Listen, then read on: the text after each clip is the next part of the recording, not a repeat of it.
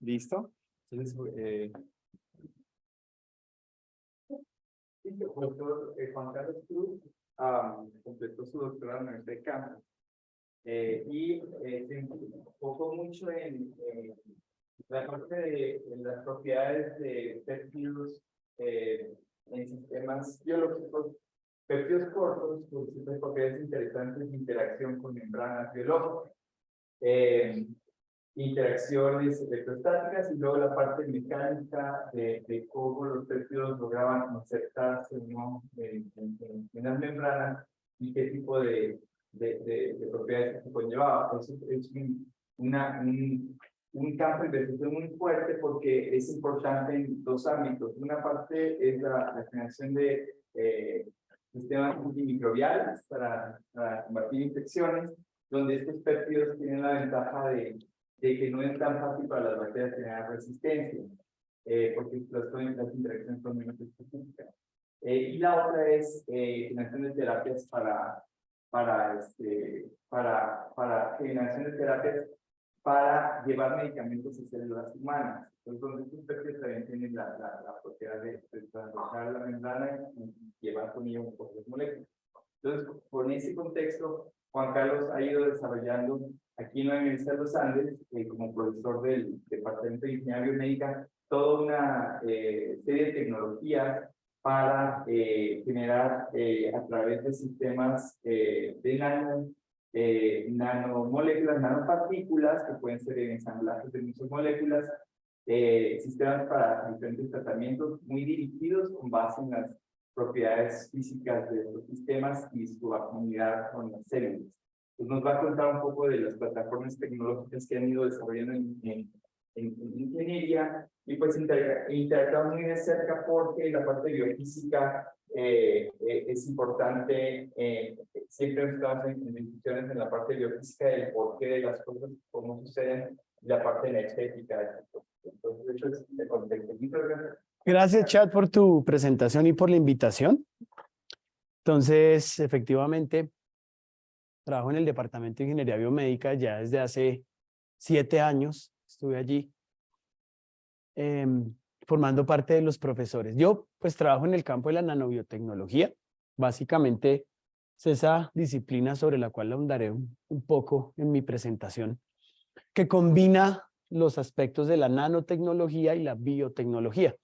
Y justo vengo de un foro donde estuvimos hablando con, digamos, líderes de opinión de la industria en Latinoamérica en los temas nano. Entonces, yo al ser de la Facultad de Ingeniería, tengo esa misión de encontrar aplicaciones a lo que hacemos. Entonces, pues yo trabajo en biomedicina, entonces nos interesa mucho el campo de la salud, pero también tengo la fortuna de trabajar con otros profesores allá en la facultad en los temas de sostenibilidad. Entonces hemos usado estos desarrollos y estas tecnologías para, por ejemplo, el tratamiento de efluentes de aguas residuales de distintas empresas, de distintos sectores. Entonces, pues un poco ese recuento que hizo Chad, pues yo soy ingeniero químico de la Universidad Nacional, hice mi doctorado en Kansas State y luego estuve como postdoc en Johns Hopkins trabajando en el campo de interacción de péptidos con membrana. Regresé a Colombia y trabajé en la Universidad de Antioquia, también en ingeniería biomédica. Luego trabajé en la industria, en el desarrollo de nuevos productos y ahí pues empecé a trabajar en el departamento de ingeniería biomédica.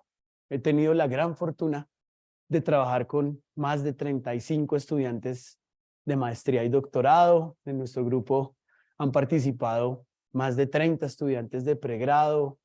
Colaboro con cerca de 18 profesores, 13 que están aquí a nivel nacional, no solo en la Universidad de los Andes, sino en la Universidad de Antioquia, en el Rosario, en la Javeriana, en ICESI tengo varios colaboradores y varios internacionales en algunas instituciones, especialmente en Estados Unidos.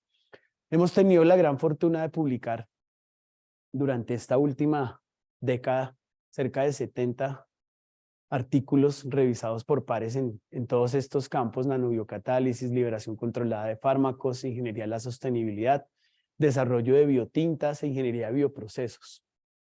Y hemos tenido también la fortuna de presentar más de 100 trabajos en eventos científicos, simposios y congresos nacionales e internacionales. Este fue mi grupo hace algunos años, ya la mayoría se han graduado, pero hay otros tantos nuevos por ahí. Trabajo muy de la mano con la profesora Carolina Muñoz en ingeniería biomédica. Ella es bióloga y trabaja en el campo de la ingeniería celular. Entonces se complementa muy bien con lo que hacemos en nuestro grupo de investigación, como veremos en un segundo.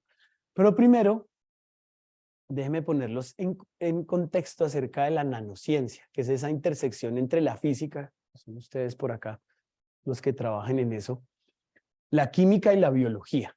Entonces, nosotros, por supuesto, utilizamos todos estos fundamentos y principios que vienen de las ciencias básicas para hacer nuestros desarrollos. Entonces, cosas que se han desarrollado en todos esos campos, desde vehículos nanoestructurados o materiales nanoestructurados, pasando por todo el entendimiento de los liposomas, nanopartículas de lípidos, la química y física de las proteínas, como lo señalaba Chat hace un rato, y tecnologías como el plasma, el láser y la óptica son claves para lo que nosotros desarrollamos. Entonces, ese conjunto de herramientas y los principios de esas disciplinas que vienen de la intersección de esas ciencias son lo que usamos nosotros para un poco hacer los desarrollos que nos interesan.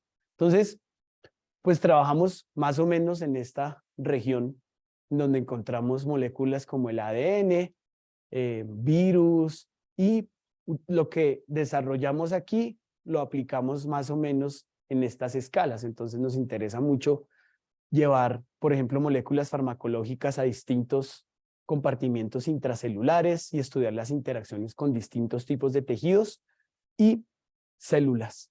Entonces, desarrollamos cosas acá que aplicamos aquí e incluso a escalas macroscópicas que son más grandes. Eso es como un poco en lo que trabajamos. Entonces, la nanobiotecnología, digamos, lleva todo lo que acabamos de ver del lado de la nanotecnología y la nanociencia, pero también del lado de la biotecnología.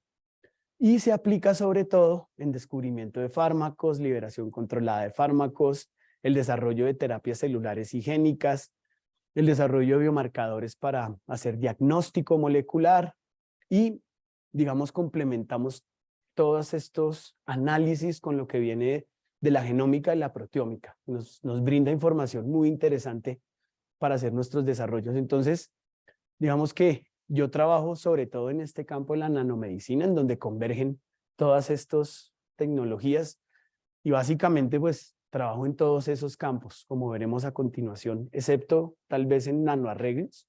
Pero en los demás campos tengo la fortuna de trabajar en todo lo que está por allí.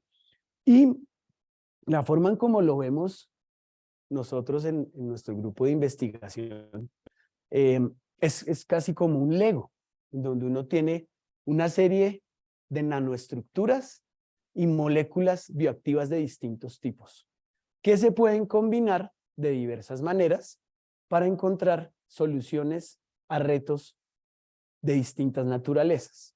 Entonces, voy a poner algunos ejemplos. Nosotros en nuestro grupo desarrollamos nanopartículas de varios tipos. Estas pueden ser nanopartículas poliméricas. Trabajamos con nanopartículas de gelatina y de quitosano, por ejemplo.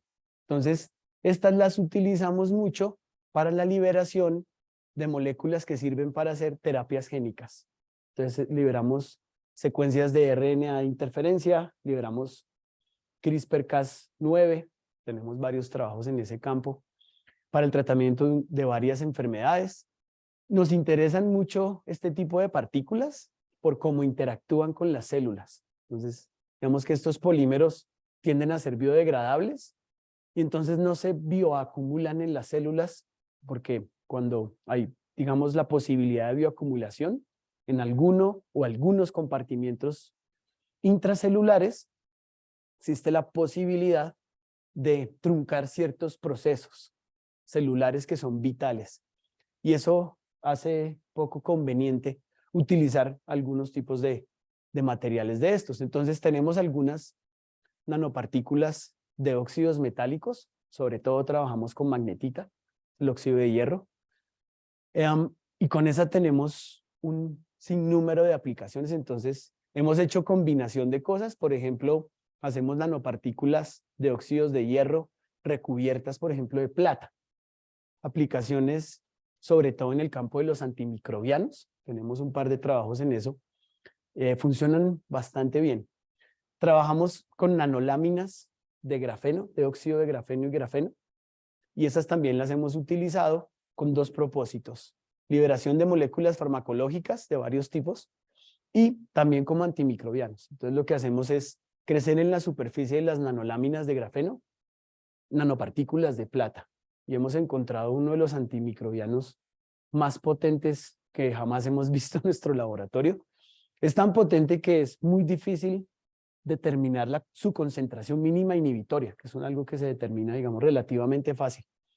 Entonces, esto lo hemos combinado también con algunas de las otras nanoestructuras. Entonces, literalmente esto funciona como un Lego.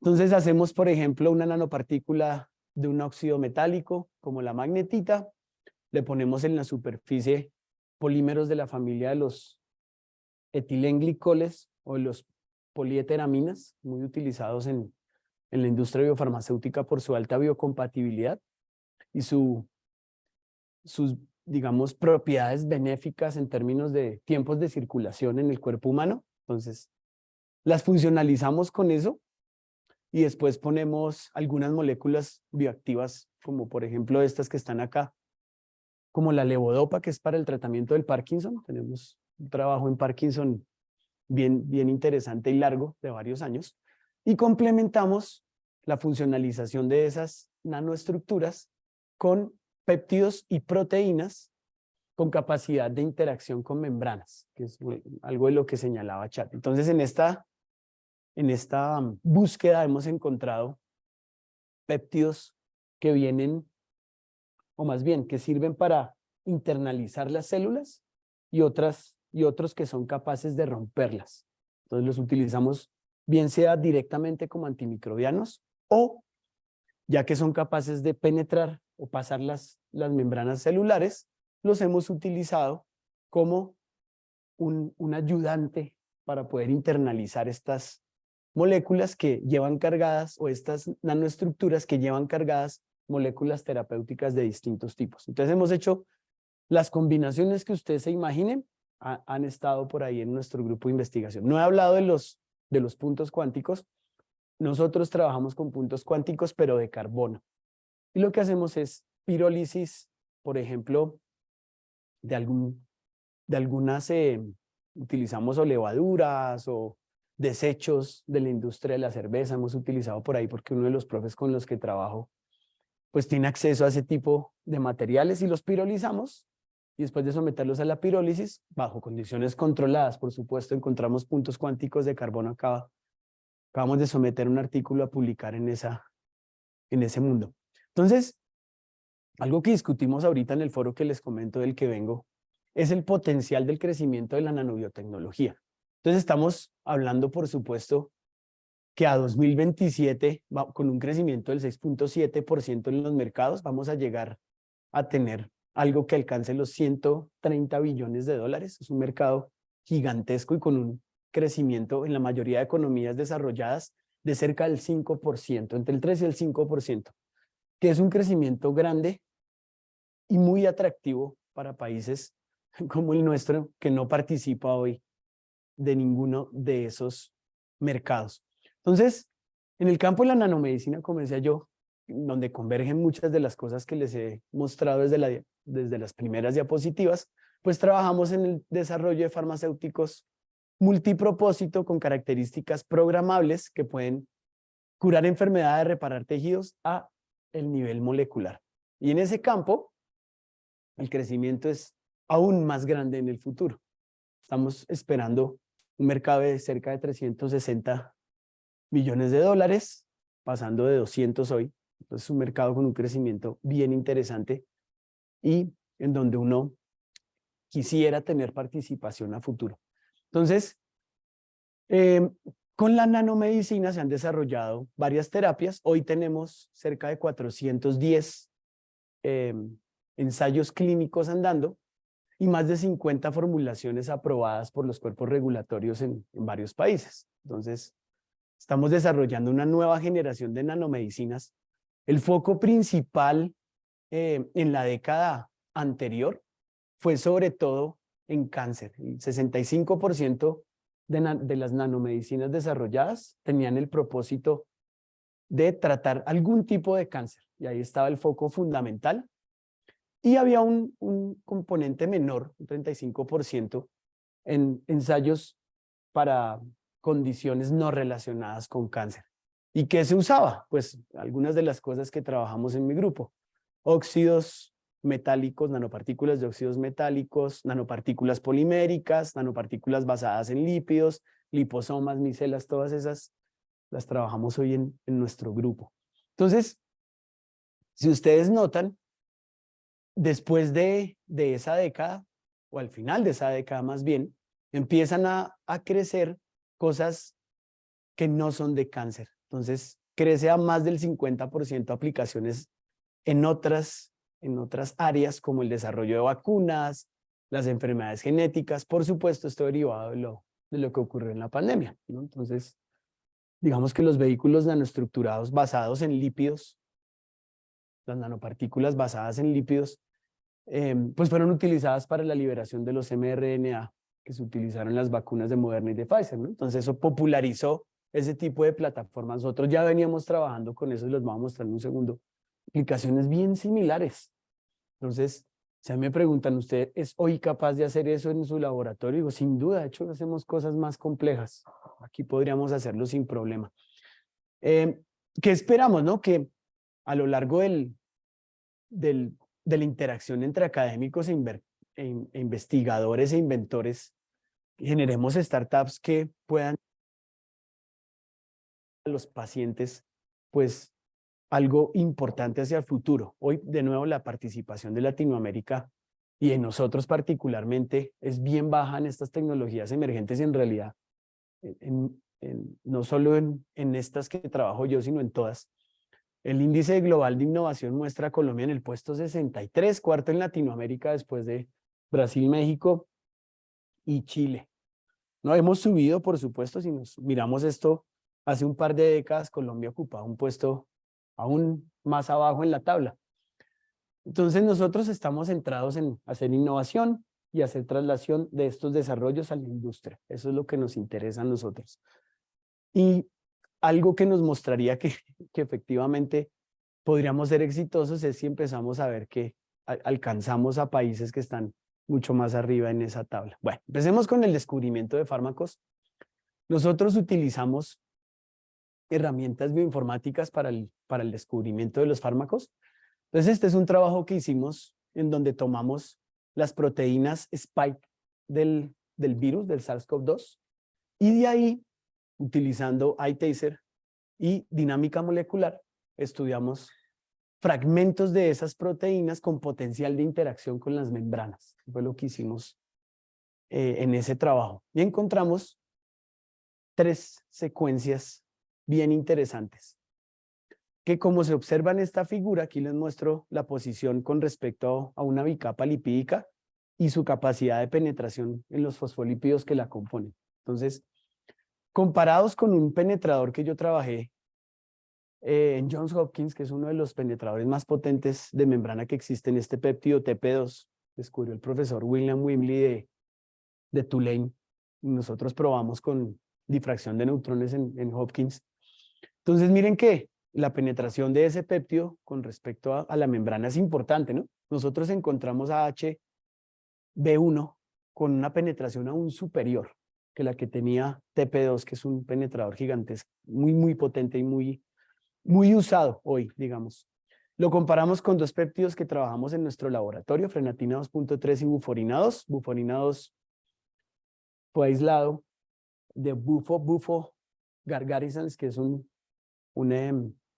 anfibio, y fue encontrado por la profesora Carolina, que les mostré hace un rato, en la piel de unas ranas colombianas también. Entonces, por eso nos interesa mucho estudiarlo, porque, digamos, fue encontrado en la diversidad. Bueno, aquí salen algunos snapshots del paso de HB1 a través de esa bicapa, un penetrador bastante interesante. Después de hacer todo el estudio computacional, fuimos y probamos que efectivamente, y eso nos interesa mucho para la posible traslación clínica, entonces estudiamos la tendencia hemolítica, la ruptura de glóbulos rojos o la formación de trombos. Entonces estudiamos la agregación plaquetaria in vitro, ¿no? Entonces le sacamos sangre a un paciente y miramos qué tan hemolítico o agregante es. Entonces resultaron ser poco hemolíticos y agregantes esos péptidos, y en particular ese que es un excelente penetrador. Y luego hacemos ensayos de viabilidad. Entonces nosotros hacemos ensayos colorimétricos en donde estudiamos si el péptido es o no tóxico para las células. Entonces este es uno que se llama MTT y básicamente es un compuesto que cambia de color, pasa de amarillo a morado, dependiendo de si las células son o no viables. ¿Listo? Hacemos ese, utilizamos otro basado en lactato deshidrogenasa, LH, con, digamos, un principio un poco distinto. En esto uno rompe las células y mira la actividad metabólica, y en el otro ensayo de LH uno mira la integridad de la membrana de las células. Entonces, si se rompe, sale esa enzima y uno ve el cambio de color, porque es pues un ensayo basado en color. Bien, y finalmente utilizamos microscopía de fluorescencia y confocal para estudiar si los péptidos cubrieron el interior del citoplasma de la membrana después de traslocar, por un lado, y segundo, y algo muy importante en el campo de la liberación controlada de fármacos, si esos péptidos son capaces de escapar endosomas, que son compartimientos, resultado de invaginaciones de la membrana, que protegen un poco a la célula de cualquier elemento exógeno a la misma, ¿no? Entonces forma un endosoma, lo mantiene allí, ese endosoma madura y se convierte en un lisosoma en donde llegan algunas enzimas de la maquinaria celular a degradarlo. Y eso es muy malo si uno está liberando fármacos, ¿no? Si se queda atrapado en el sistema endolisosomal, el fármaco se degrada y efectivamente pierde su acción, ¿no? Entonces, en la medida en que se pueda escapar endosomas, pues tiene uno algo muy potente. Entonces, ese fue un trabajo que hicimos con esa visión. Tenemos todo otro trabajo con el profesor Pablo Arbeláez, director de Sinfonía, que es el Centro de Investigación en Inteligencia Artificial de la universidad. Y en ese escenario, desde hace unos años, pues con Pablo decidimos crear librerías de péptidos y evaluarlas in silico y luego in vitro. Entonces lo que hacemos es tomar un genoma, ese genoma se corta, se transcribe todo in silico, de ahí salen unos péptidos, lo pasamos por los algoritmos de inteligencia artificial que desarrolló el profesor Pablo Arbeláez y que hemos utilizado en descubrimiento no solo de péptidos, sino también de otras moléculas farmacológicas.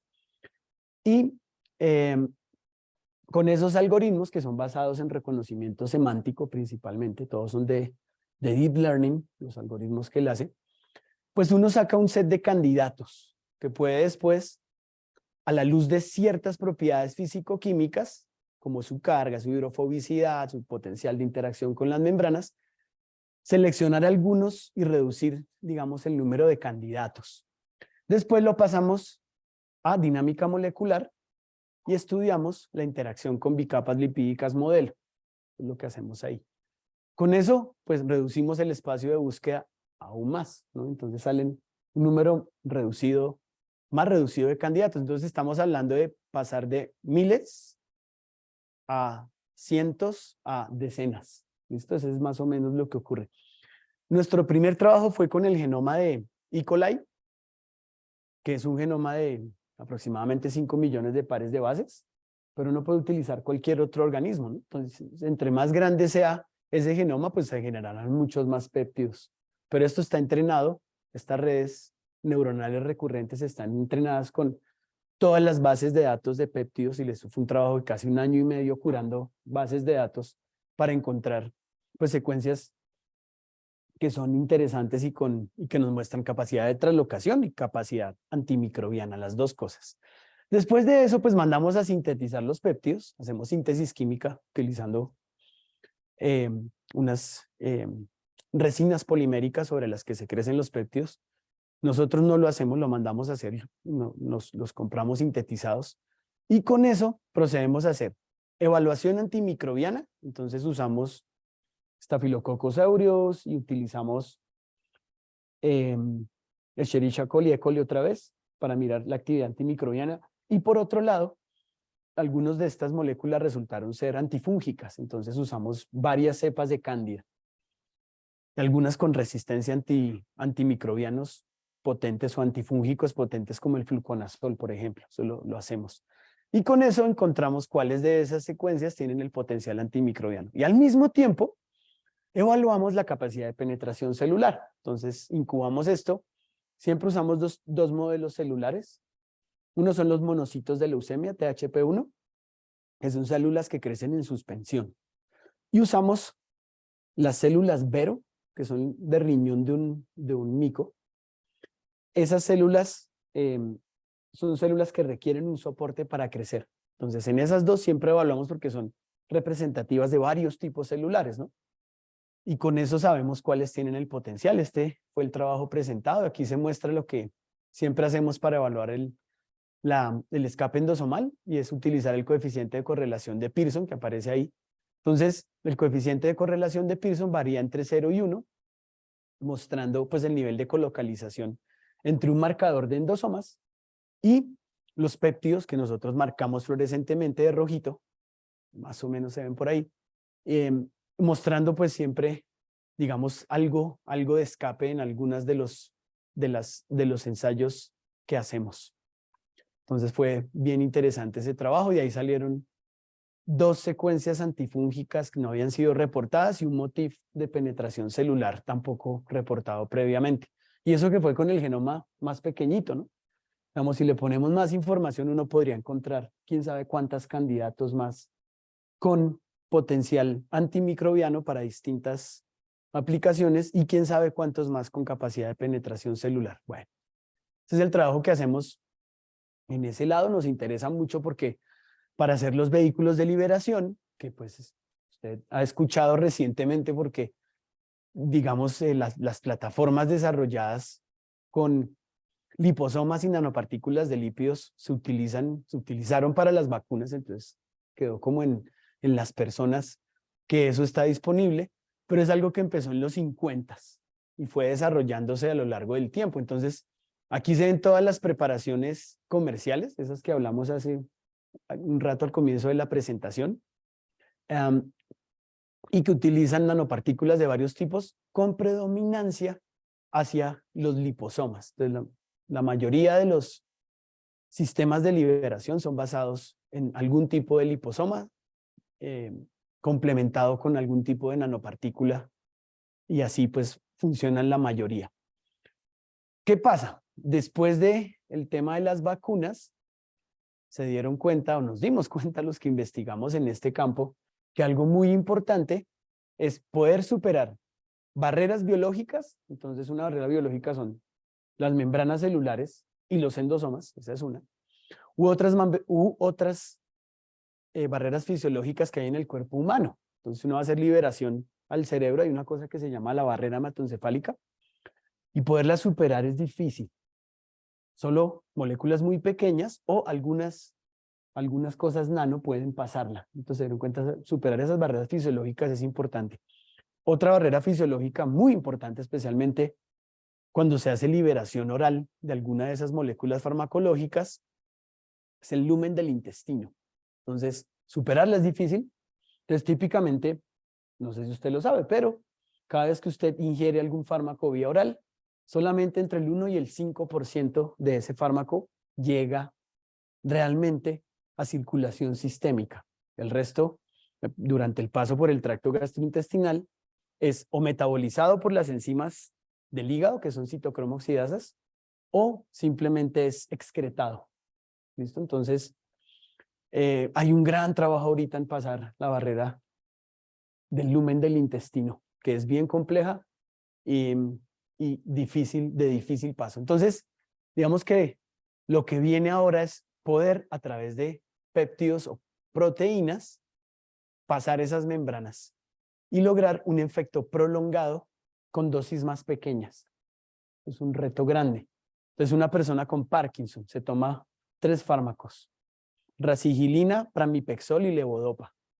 Y tienen un pastillero de este tamaño, tiene que tomar un montón de dosis al día para alcanzar el nivel mínimo efectivo de ese fármaco en la circulación sistémica. Entonces son muchas dosis y típicamente el 30% de las personas tienen el síndrome combinado Parkinson-Alzheimer. Entonces a esas personas se les olvidan las cosas, ¿no? Entonces no recuerdan tomarse la pastilla. Entonces aparte de todo, aparte de que tiene Parkinson, se le olvida tomarse la pastilla, pues imagínense para esas personas cómo será. Y la mayoría de esas personas pertenecen a la tercera edad. Entonces es difícil tener un régimen de dosis tan complejo. Entonces ese es el trabajo que nos viene. Bueno, el primer trabajo que hice, de hecho en Alzheimer con la Universidad de Antioquia, fue el desarrollo de este vehículo nanoestructurado, basado en magnetita, óxido de hierro, insisto, funcionalizado con un polímero y este sistema que tiene un tiol terminal. Liberamos una molécula de RNA de interferencia para silenciar la beta-secretasa 1. Entonces, una enzima que se regula en Alzheimer. Entonces, la profesora Gloria Patricia Cardona, ella trabaja en Alzheimer allá en la Universidad de Antioquia desde hace varios años y ha desarrollado interferentes para la beta-secretasa 1 y otra proteína que se llama, una quinasa que se llama CDK5, ambas desreguladas en Alzheimer. Nosotros tomamos la beta-secretasa porque a ella en ese momento le interesaba, pero esto funcionaría perfectamente con el otro interferente. Entonces yo llegué al laboratorio de Patricia cuando regresé a Colombia después de mis estudios y entonces hablamos de cómo sería liberar esto con un vehículo nanoestructurado, ya que ellos utilizan vectores de liberación viral, que también se usaron en algunas de las vacunas. Johnson y Johnson y AstraZeneca fueron basadas en vectores de liberación viral. Son virus adenoasociados que son relativamente seguros. Sin embargo, si usted ha leído las noticias, muchos de esos virus indujeron en algunas personas la formación de trombos. Entonces son medio seguros. Aparte de que empaquetar el RNA de interferencia en el virus cuesta cerca de $1 millón. A escala grande, ¿no? Por supuesto, a escala de producción farma.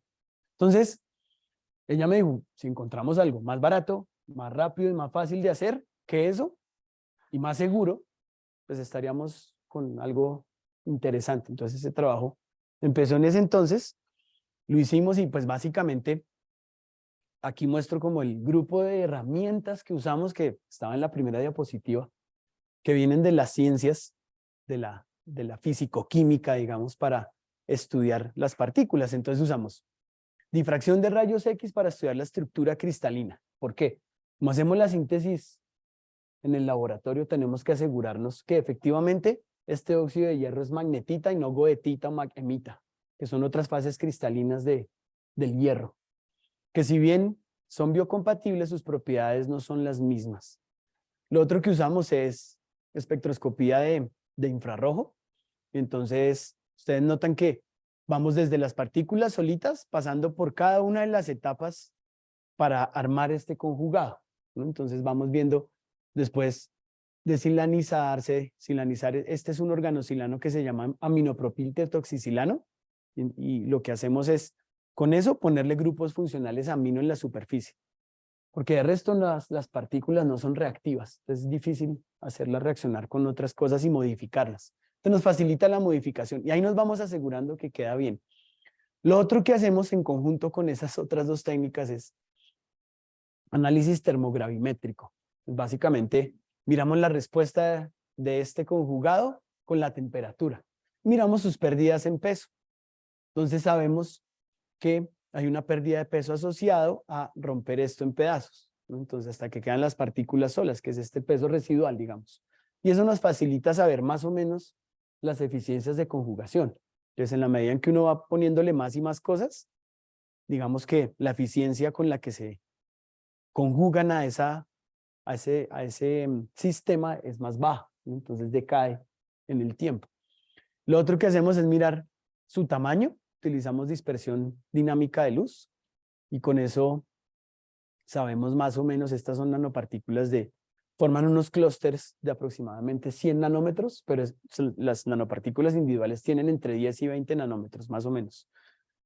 Usamos, esto es también con este mismo instrumento XRD, pero usamos small angle, difracción de ángulos pequeños, para mirar el core magnético de las partículas. Y utilizamos Raman también. Entonces, todas esas técnicas en conjunto nos toca usarlas cada vez que sintetizamos algo, para asegurarnos que efectivamente tiene las características que nos interesan. Entonces, este fue el primer trabajo. Luego hicimos otro trabajo en donde conjugamos la proteína OMPA, que es una proteína que el profesor Andrés González, que está por acá, uno de los autores, ha utilizado en su laboratorio como por unos 12 años, tal vez. Es una proteína recombinante que él produce en su laboratorio y es una proteína transmembranal de E. coli. Entonces tiene propiedades surfactantes y cuando yo llegué a los Andes le dije a él, pues miremos si esas propiedades surfactantes se pueden ver traducidas en la posibilidad de interactuar con bicapas lipídicas, las de las células, y traslocarlas. Efectivamente es un penetrador muy potente que hemos utilizado en varios otros trabajos. Hoy Andrés está produciendo, ya tenemos unos clones nuevos, versiones mejoradas de la OMPA, que quizás tengan aún más potencia y capacidad de penetrar las células. Bueno, entonces fueron los trabajos, digamos, los primeros trabajos de hace unos 8 años o 9. Y después nos encontramos con el grupo de errores innatos del metabolismo de la Javeriana. Ellos trabajan con enfermedades monogénicas como la mucopolisacaridosis 4 o la gangliosidosis GM2, enfermedades raras huérfanas. Sin embargo, hay unos cuantos pacientes que las tienen. Y ellos desarrollaron una terapia de edición génica basada en CRISPR-Cas9 y querían pues un sistema para poder liberar la terapia, que son, digamos, vectores plásmidos que contienen la información para hacer la terapia. Entonces nosotros desarrollamos este sistema. Es un sistema Corchel, como les mostraba también al comienzo de la presentación. Entonces el núcleo es de magnetita y la coraza es de plata. Entonces sobre el núcleo utilizamos un polímero para conjugar buforina 2, que es un excelente traslocante también. Y sobre la coraza pusimos un polímero que responde a pH. Entonces en pHs básicos tiene este estado, digamos, COIL, y luego cuando se alcanza el pH más o menos 6, que es el pH intracelular, se extiende. Entonces nos permite hacer unos poliplexes con los vectores de CRISPR-Cas9 y luego liberarlos. Entonces esas dos terapias funcionaron muy bien in vitro, luego eso mismo se probó in vivo. Aquí no tengo el trabajo porque está, digamos, en construcción, pero funcionó también muy bien en ratones que tienen esas dos enfermedades. Entonces, de nuevo lo que hacemos es mirar en las células, la cobertura en lo rojo, pues son los vehículos marcados con una molécula fluorescente, lo verde son los endosomas, donde se ve como anaranjado es porque no pudo escapar, ¿no? Cuando no escapa se vuelve anaranjadito. Y lo demás, si es que escapó, entonces el escape es grande. Y efectivamente nuestros vectores, y ellos tienen, digamos, por comparación utilizan otro sistema de transfección que se llama lipofectamina. Es una molécula que abre unos poros en la membrana y pasan esas cosas. Entonces, comparado con lipofectamina, alcanzamos niveles iguales o en algunos casos superiores. Ese fue un trabajo chévere. Estos son los otros tipos de nanomateriales que hacemos. Este es óxido de grafeno. Llevamos pues varios años, como 4 o 5 trabajando. Tenemos pues muy bien establecidas las técnicas para su síntesis y modificación. Entonces lo que hicimos fue producir las nanoláminas de grafeno, como se observan ahí en la figura, y las funcionalizamos con buforina 2, otra vez, también con el propósito de ver escape endosomal. Como ven ustedes, pues se alcanzan escapes bastante buenos, ¿no? Es un vehículo bien interesante. Entonces lo modificamos con buforina, le pusimos solo polietilenglicol y este es una molécula que tiene un tiol en su estructura, un doble enlace azufre, y entonces se utiliza para la liberación de cualquier cosa que le pongamos en la superficie. Bueno, por aquí están las nanopartículas de gelatina tipo B y de quitosano. Entonces las producimos en nuestro laboratorio. Nos costó un montón de tiempo y de años, llegamos a tener estandarizado el proceso. Y aquí están los sistemas que les decía yo, que tienen liposomas con las nanopartículas encapsuladas. Entonces, se llama magnetoliposomas. Aquí está un ejemplo de los sistemas que preparamos. Entonces, hicimos este conjugado, parecido a los que ya han visto previamente, pero aquí terminal le pusimos este antibiótico. Es un antibiótico de difícil paso del lumen del intestino. Y lo probamos in vitro, ¿no?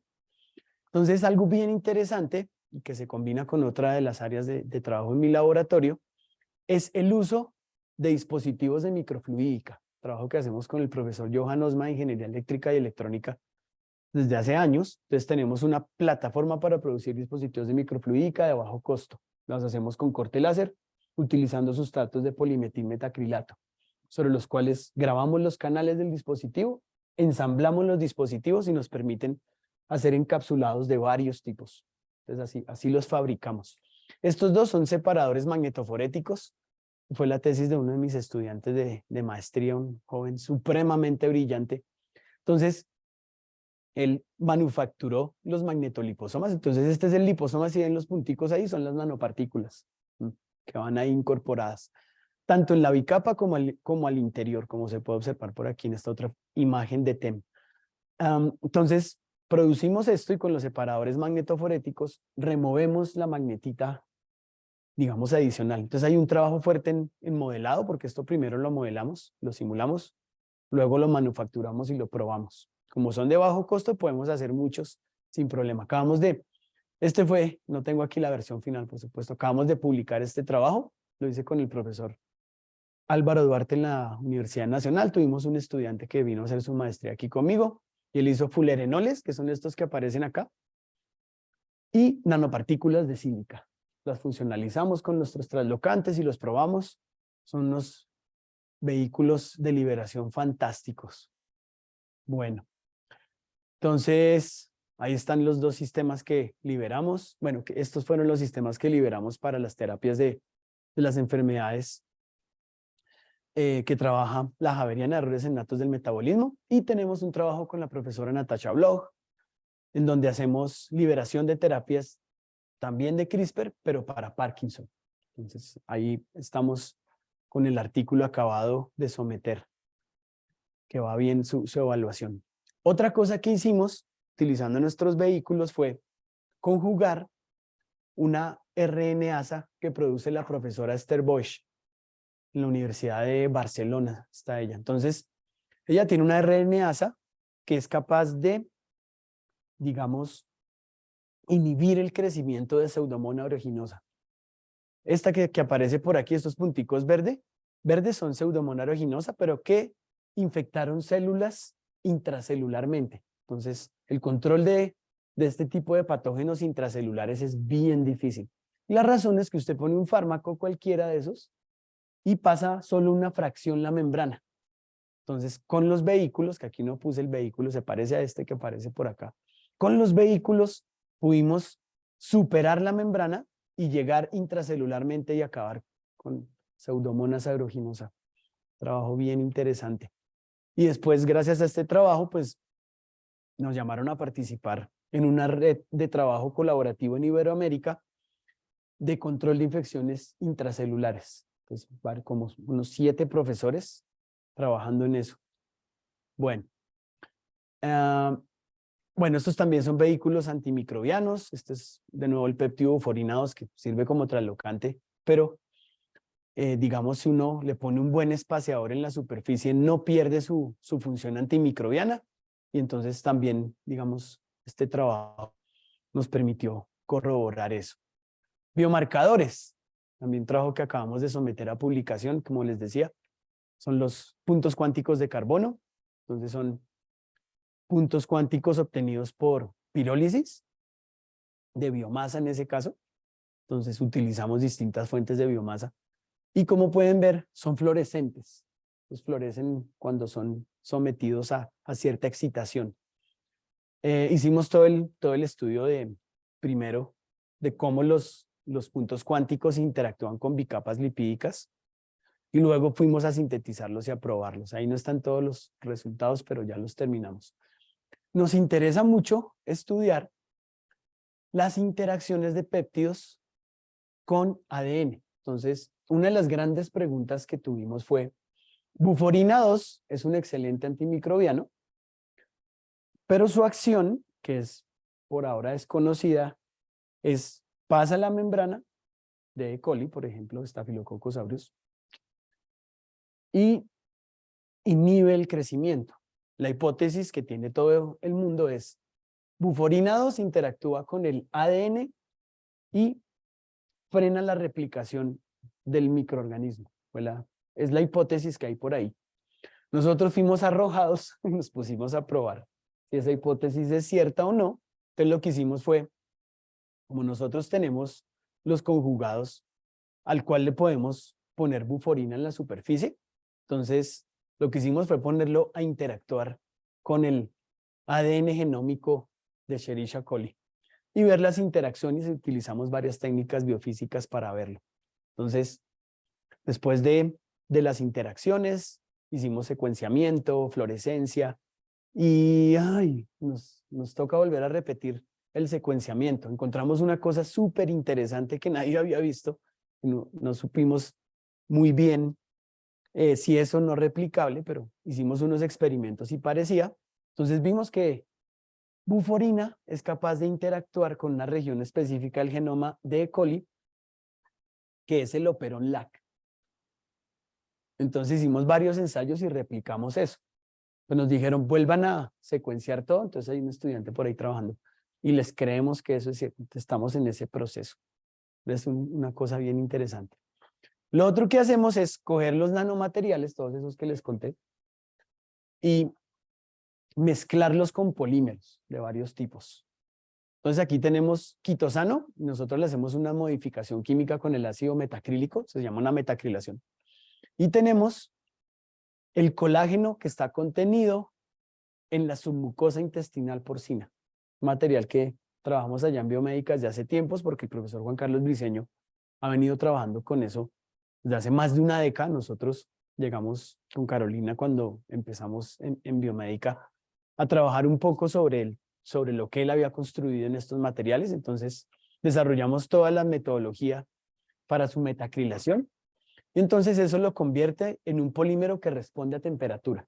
Entonces se pone un fotoiniciador, esto se expone a infrarrojo cercano, por ejemplo, y entonces el polímero se entrecruza por un lado y por otro dispersamos óxido de grafeno, al cual le inmovilizamos un anticancerígeno que se llama doxorubicina. Puede, digamos, hacerse con cualquier otro. Nosotros utilizamos eso, trabajo que está publicado aquí en esa revista.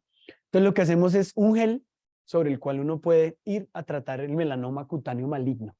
Entonces esto, los médicos típicamente hacen una extirpación quirúrgica, se llama la cirugía de Mohs, pero quedan microtumores que el médico no es capaz de remover. Entonces la idea es poner un gel, irradiar, y este gel responde a ese estímulo. El grafeno se calienta, disipa energía, y nosotros tenemos aquí la doxorubicina conectada con un termolinker. Entonces se rompe y se libera. Funcionó muy bien en los ensayos in vitro. Ya queremos llevarlo a los animales. Ese es el propósito. También trabajamos, profesor Luis H. Reyes de Ingeniería Química, que ha estado en todos estos trabajos, pero este en particular lo hago con él, y es la encapsulación de probióticos en matrices poliméricas. Entonces hacemos geles de varios tipos, utilizamos sobre todo gelatina y gelatina modificada con óxido de grafeno, y el propósito es encapsular Cruberomyces lactis, que es un excelente probiótico, y ver si es capaz de pasar por el tracto gastrointestinal y llegar intacta a intestino, que es donde se libera, con el propósito pues de efectuar su acción probiótica, ¿no? Los probióticos básicamente organismos que liberan moléculas que son benéficas para la salud. Entonces estos dos trabajos funcionan bastante bien, especialmente el que está, digamos, suplementado o mezclado formando este nanocompósito con óxido de grafeno, funciona bastante bien. El trabajo de los geles que ustedes vieron en donde hicimos la liberación de doxorubicina, digamos, sirvió también de base para un adhesivo óseo. Entonces los adhesivos óseos convencionales son basados en polimetilmetacrilato suplementado con un poquito de hidroxiapatita para favorecer los procesos de osiointegración, pero resisten muy poco los ambientes húmedos y además son bien citotóxicos. Nosotros hicimos uno a base de quitosano, modificado con óxido de grafeno también, entonces encontramos una respuesta mecánica destacadísima, digamos comparada con geles similares en la literatura, y digamos la estabilidad del gel después de 12 días, pegando aquí un par de huesitos ahí in vitro, fue muy buena. Entonces se aplica bien, es de fácil aplicación, no es citotóxico, hicimos todas las pruebas de citotoxicidad muy chévere, y se mantiene en la matriz hasta por medio mes, digamos. Entonces, bien interesante ese trabajo. Este es otro que hicimos también con Luis H. Reyes. Hicimos unos geles antimicrobianos y aquí pusimos digamos, óxido de grafeno con nanopartículas de plata en la superficie. Suplementamos los geles e hicimos la comparación con los comerciales en términos, digamos, de la inhibición del crecimiento bacteriano con E. coli, con Staphylococcus aureus. Nuestros geles funcionan perfectamente, no son citotóxicos, no son hemolíticos, no son agregantes. Comparado con estos comerciales, microdacin y sudenina son absolutamente malos y ambos son disponibles comercialmente. La gente los usa, el nuestro pues, elimina absolutamente todas las bacterias. Bueno, y ya para terminar, decía yo, entonces eso es todo como lo de salud, y tengo varios trabajos en el tratamiento de efluentes residuales, también con el profesor Johan Osma, y el profesor Andrés González y Diego Pradilla estuvo en este trabajo, allá de Ingeniería Química y de Alimentos. Entonces, una cosa que ocurre en la industria del oil and gas es que producen un montón de emulsiones, tanto de crudo en agua como de agua en crudo. Entonces, fruto de la explotación, quedan unas piscinas así de unos efluentes supremamente tóxicos. Entonces, la idea es poder recuperar el agua, ¿listo? El agua recuperada. ¿Qué se nos ocurrió a nosotros? Dijimos, hagamos un nanoconjugado que tenga OMPA, que separa muy bien emulsiones en ciertas condiciones, y por el otro lado una lacasa. Johan también estuvo acá, Johan Osma. Una lacasa que sirve para eliminar esos compuestos fenólicos que son supremamente tóxicos en esos efluentes. Entonces probamos primero los de agua en crudo y no funcionó muy bien, no hubo separación. Y luego probamos los de crudo en agua. Y como ustedes pueden observar, después de poner en contacto esto con los sistemas que tenían la OMPA y la lacasa, por un lado, logramos separar la emulsión, le pusimos un campo magnético y favoreció aún más la separación en tiempos cortos. Entonces, pudimos recuperar buena parte del agua que hace parte de esos efluentes emulsionados y redujimos la composición de varios componentes como el heptadecano, este hexadecano, el pentadecano, que son bien tóxicos. Entonces, pues, yo lo dejaría por ahí, chat.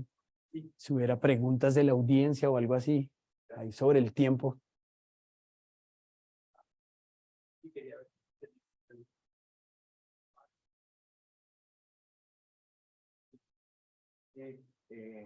Muchas gracias por la charla, estuvo Claro. espectacular. Quiero preguntar respecto a estos vehículos para el envío de drogas y demás, pues todas como de pronto una barrera a nivel de órganos, ¿cierto? De estas grandes barreras a superar y luego ya al interior de la célula evitar la descomposición de la droga. Correcto. Pero en el intermedio, ¿qué pasa? O sea, ¿cómo se logra evitar, por ejemplo, que el sistema inmune llegue y identifique esto es algo por ahí, y pues vamos a bloquearlo? Sí. ¿Qué estrategias se utilizan? ¿Cómo se Sí. evita esa zona intermedia? Excelente pregunta y la razón por la cual yo utilizo esos polímeros, el polietilenglicol, es porque ya, digamos, comúnmente en la industria farma, los procesos de pegilación se llaman, son, digamos, bien aceptados como anti o no inmunogénicos más bien. Entonces, por eso yo le pongo ese polímero. Básicamente la célula, o más bien el sistema inmune no lo reconoce como algo exógeno. Esa es la razón. Entonces, uno a veces ve unos desarrollos bien interesantes con ciertos nanomateriales y no les ve ningún tipo de recubrimiento ni nada. Y esos típicamente el sistema inmune los reconoce y adiós, la respuesta inmune es fuerte, crea inflamación y la producción de un montón de citoquinas. Esto ya ha sido probado. Por supuesto, la prueba reina siempre en términos del sistema inmune son los ensayos in vivo, ¿no? Nosotros tenemos el ensayo in vivo, como les decía, que hizo la Javeriana y funcionó bastante bien, pero ese fue uno de nuestras plataformas, ¿no?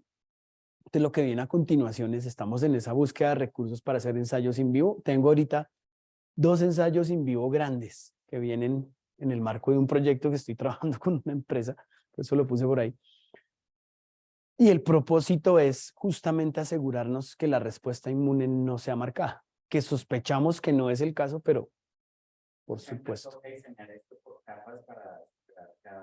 Eso es correcto. Entonces, por eso se llaman vehículos multifuncionales y la razón es esa, ¿no? Entonces, interacción activa con distintas barreras fisiológicas, por un lado, evitar o reducir su citotoxicidad por otro y evitar posibles complicaciones como cuerpos extraños para el sistema inmune. Excelente.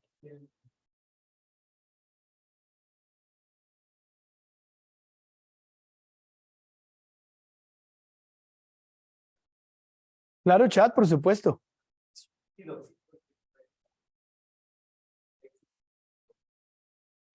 De acuerdo. Es correcto. Sí es. Sí, sí, de acuerdo. Los pegilados tienen ese propósito, ¿no? Y aumentan los tiempos de circulación sistémica, porque el otro problema es que, digamos, uno inyecta esto, llega a circulación sistémica, pero los sistemas de excreción renal inmediatamente se vuelven activos y se eliminan. Así es. Sí.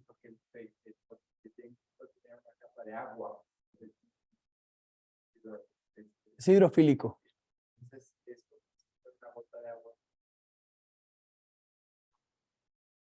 Ese es un camuflaje bien interesante y nosotros usamos los de esa familia, que son los etilenglicoles, y también usamos los polieteramina, que son bastante bien aceptados por el sistema inmune. La magnetita que mostraba en el sistema de financiamiento de RNA, ¿propusiste la magnetita particular por sus propiedades magnéticas o porque es una estructura para generar nanopartículas? Sí, entonces la historia de la magnetita es interesante. Nosotros la usamos básicamente porque la FDA hace ya varios años decidió que la magnetita no, digamos, era un producto seguro. Entonces ya ha superado algunas etapas no solo en lo que tiene que ver con liberación, sino en diagnóstico, ¿no? Entonces con los resonadores se puede, digamos, funcionalizar con un ligando específico a ciertos tipos de tumores. Entonces se lanza, llega al tumor, con el resonador uno puede verla fácilmente y no es tóxica. Eso es lo que se ha encontrado.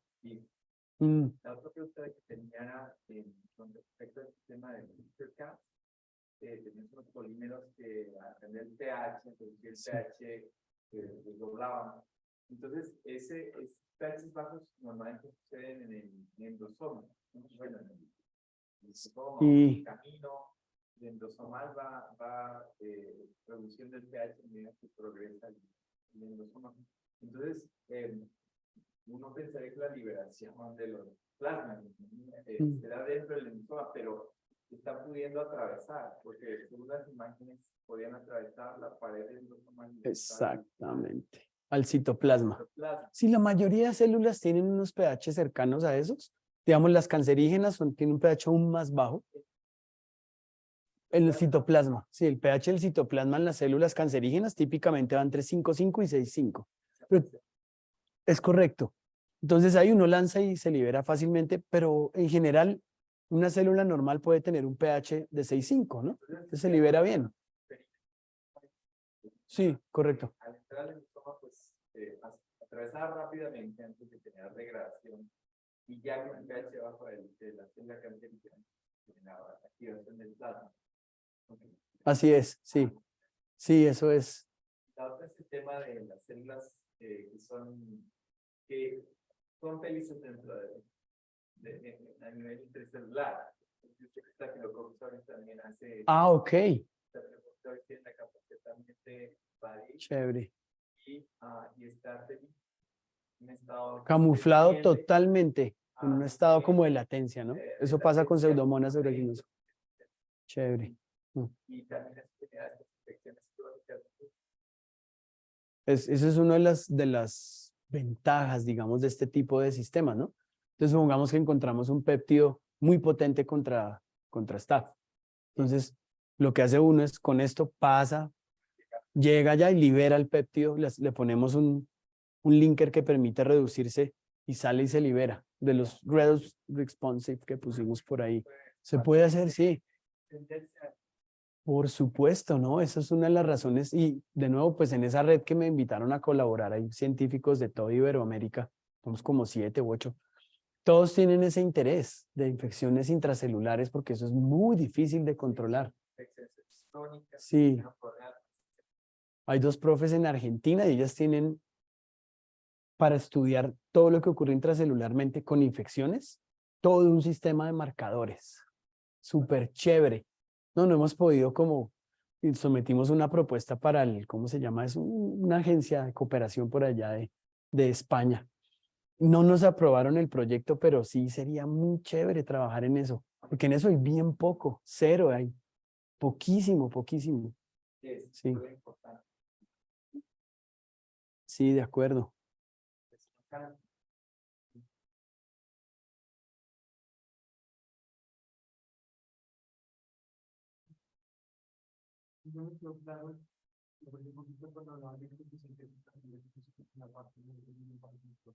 Ah, es una excelente pregunta. Entonces mira que la colocalización le muestra a uno si el rojo colocaliza con el verde, ¿no? Y ese se ve como anaranjadito. Entonces, un alto coeficiente de correlación de Pearson indicaría que no escapó los endosomas, que yo los puedo marcar, se marcan de verde. Entonces, rojo y verde quiere decir que lo que yo lancé se puso ahí, alto coeficiente de correlación. Entonces, ¿qué espera uno en el tiempo? Como van escapando, que el coeficiente de correlación decrezca, que yo lo mostré por ahí en uno de esos. Entonces, decrece y uno alcanza escapes endosomales del 20, del 30%, que eso es un montón comparado con un fármaco que escapa un 1% o 2%.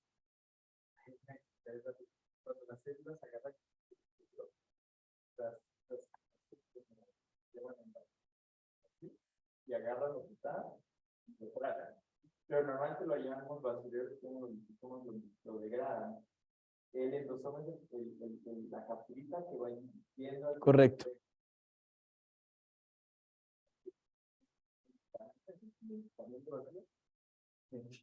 De acuerdo. Sí, sí, sí.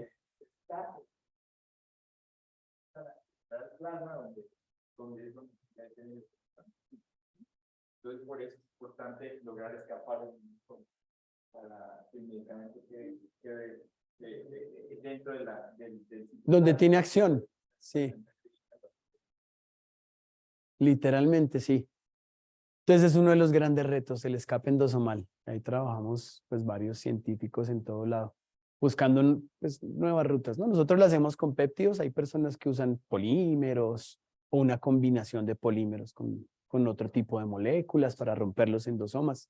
Son ultrasonido, han usado, ¿no? Cosas que se calientan. Cuando se calientan los endosomas se rompen. Entonces, varias cosas, sí. No, gracias a ti, Chat, por invitarme. Gracias.